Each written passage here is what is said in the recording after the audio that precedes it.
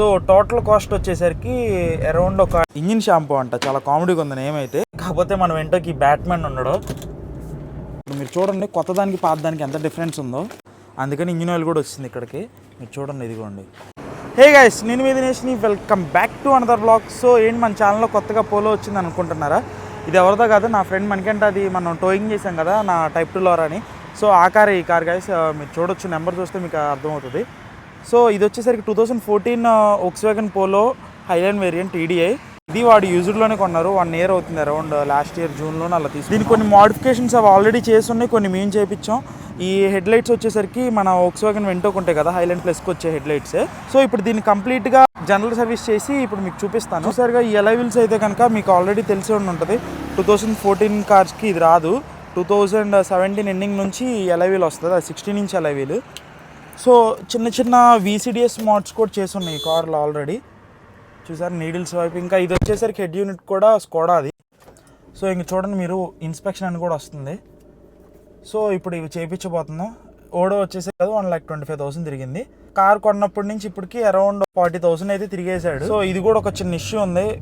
ఈ స్టీరింగ్ కూడా సేమ్ మన ప్రాజెక్ట్లో లాగానే ఇది ఇట్లా తీసి ఇట్లా కూర్చోబెట్టి సెంటర్ చేయాలి. సో వీడియో లాస్ట్ వరకు అయితే చూడండి. నేను మీకు కంప్లీట్గా అసలు సర్వీస్ ఏమేమి పార్ట్స్ రీప్లేస్ చేస్తున్నాం, ఎంతెంత కాస్ట్ పడింది, సో మీకు కూడా ఒక ఐడియా వస్తుంది కదా ఇట్లా పోలో కొన్న వాళ్ళకి కానీ పోలో ఆల్రెడీ ఉన్న వాళ్ళకి కానీ ఎంత కాస్ట్ అవుతుంది ఏంటనేది.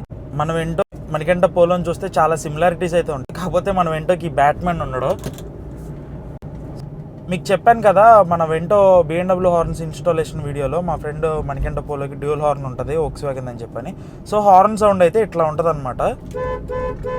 డ్యూయల్ హార్న్ ఇది. లో టోన్ హై టోన్ రెండు వోక్స్వ్యాగన్ కంపెనీవే. సో ఇప్పుడు హార్న్ సౌండ్ బయట నుండి అయితే కనుక ఈ విధంగా ఉంటుంది. సో ఇప్పుడే మనకంట పోలోని అయితే అన్న వాళ్ళ షెడ్కి తీసుకొచ్చేసా. సో ఇంకా ముందుగా ఆయిల్ డ్రైన్ చేసేసి ఇంకా సర్వీస్ అయితే స్టార్ట్ చేసేద్దాం. సో మన కార్లన్నిటికి ఏ కార్కైనా సరే ఇంజిన్ ఆయిల్ ఫ్రెష్ మ్యాండేటరీ కాబట్టి ఇప్పుడు దాకా అసలు ఫ్లెష్ యూజ్ చేయలేదు. అందుకనే ఇంకా ఫ్లెష్ కూడా వాడదామని చెప్పాను. సరే అన్నాడు. సో ఇంకా క్యాస్ట్రోల్ది లోకల్లో దొరికింది. సో ఫ్లెష్ పోసేసినాక మీకు అందరికీ తెలిసే ఉంటుంది ఆల్మోస్ట్, కొత్త వాళ్ళ కోసం చెప్తున్నాను. ఒక 10 to 15 minutes అయితే ఐడియల్ ఇంజిన్ షాంపూ అంట. చాలా కామెడీగా ఉంది నేమ్ అయితే. ఇది వచ్చేసరికి ఒక 350 rupees అయితే పడింది. సో ఇప్పుడు ఇంకా పోసేసి డ్రైన్ చేద్దాం ఇంజిన్ రన్ చేసినాక.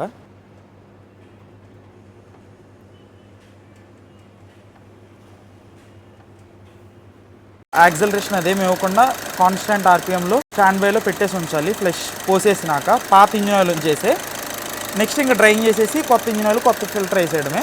సో ఇంకా ఎయిర్ ఫిల్టర్ కూడా తీసేస్తున్నారు.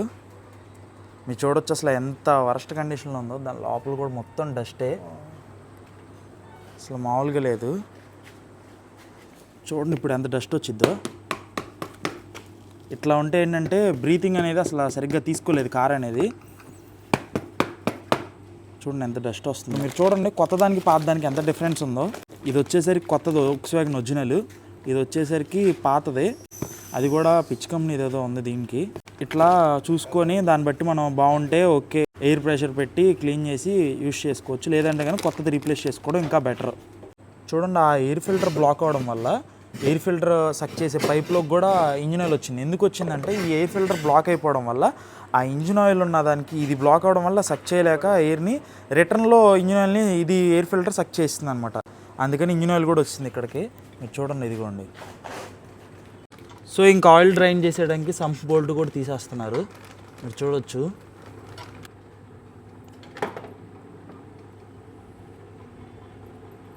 ఫ్లష్ పోయడం వల్ల చాలా ఫాస్ట్గా అయితే డ్రైన్ అయిపోతుంది రెగ్యులర్గా కంపేర్ చేస్తే.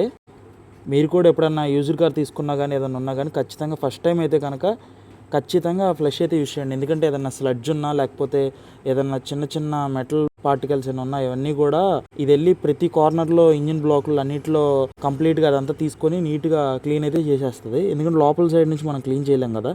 ఇట్లాంటి ఫ్లెషే మనకి హెల్ప్ చేస్తుంది. చూడండి ఎంత ఫాస్ట్గా డ్రైన్ అయిపోయింది ఇంజిన్ ఆయిల్ కూడా. సో ఇంకా కొత్త ఎయిర్ ఫిల్టర్ కూడా ఫిట్ చేసేస్తున్నారు.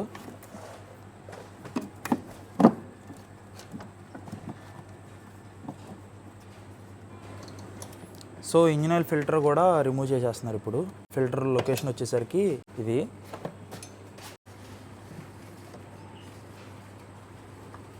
సో ఇంకా ఇంజిన్ ఆయిల్ ఫిల్టర్ అయితే తీసేశారు. కానీ మన ప్రాజెక్ట్లో అంత వరస్ట్గా అయితే లేదు, ఎందుకంటే ఇది రెగ్యులర్గా ఎవ్రీ 10,000 కిలోమీటర్స్కి ఒకసారి సర్వీస్ చేపిస్తూ ఉన్నాం కాబట్టి షేప్ అనేది ఇంకా పోలేదు. కానీ మీరు మన ప్రాజెక్ట్ లోరా చూస్తే అసలు మామూలుగా ఉండదు. ఈ పిక్ చూడండి మీకే అర్థమవుతుంది మన ప్రాజెక్ట్ లోరా ఫిల్టర్. సో ఇంకా వాచర్ కూడా బిగిచ్చేస్తున్నారు ఇంజిన్ ఆయిల్ ఫిల్టర్కి వచ్చేది. సో ఇంకా ఇంజిన్ ఆయిల్ ఫిల్టర్ కూడా ఫిట్ చేసేస్తున్నారు.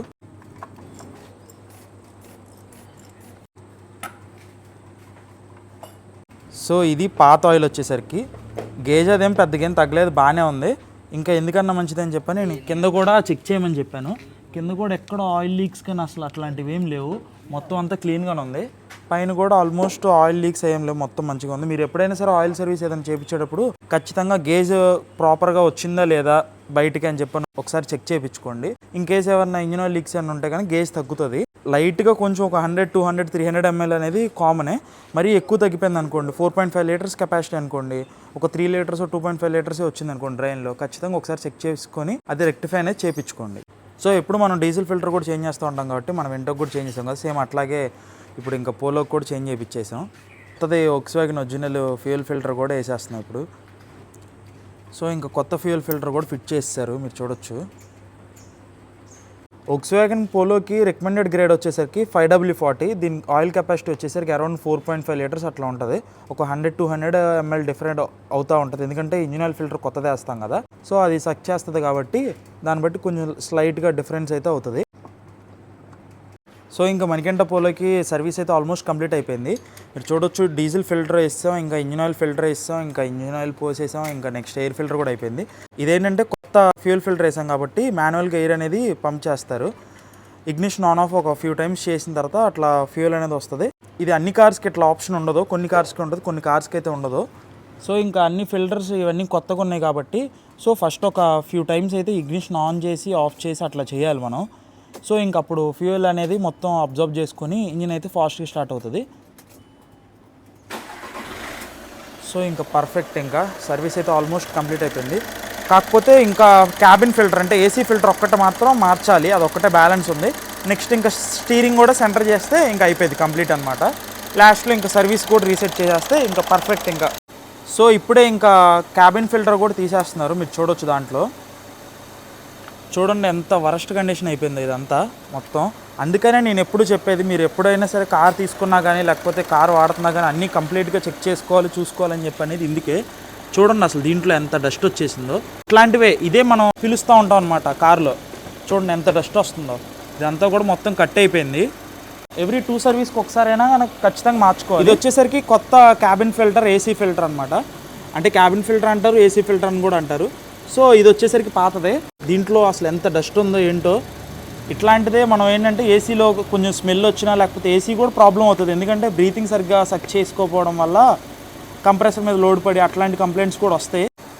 సో ఇంకా కొత్త క్యాబిన్ ఫిల్టర్ కూడా ఫిట్ చేసేస్తున్నారు, మీరు చూడొచ్చు. ఇందాక మీకు చెప్పా కదా స్టీరింగ్ కూడా సెంటర్లో లేదని చెప్పని, అలైన్గా లేదు స్టీరింగ్ ఒకటని చెప్పని. సో దానికోసం చెప్పని ఇంకా ఎయిర్ బ్యాగ్ రిమూవ్ చేసేస్తున్నారు. రిమూవ్ చేశాక రన్నింగ్లో సెంటర్ చూసి ఒకసారి ఫిట్ అయితే చేసేస్తాం ఇప్పుడు. సో గైస్ ఇప్పుడే సర్వీస్ రీసెట్ కూడా చేశాను, మీరు చూడొచ్చు. దాంట్లో 7,500 వచ్చింది కదా సర్వీస్ రీసెట్. ఇప్పుడు ఇంక ఇన్స్పెక్షన్ అనేది కూడా రాదు. చూడండి ఇగ్నిషన్ ఆఫ్ చేసా, ఇగ్నిషన్ ఆన్ చేసా, చూడండి ఎక్కడా కూడా ఇన్స్పెక్షన్ అనేది రాదు. రీసెట్ చేశాను. ఇంకా లేన్ చేంజెస్ కూడా 3 ఫ్లాషెస్ ఉంటాయి కదా స్టాక్ కంపెనీ వాడు ఇచ్చేది, అది 5 ఫ్లాషెస్ పెట్టా.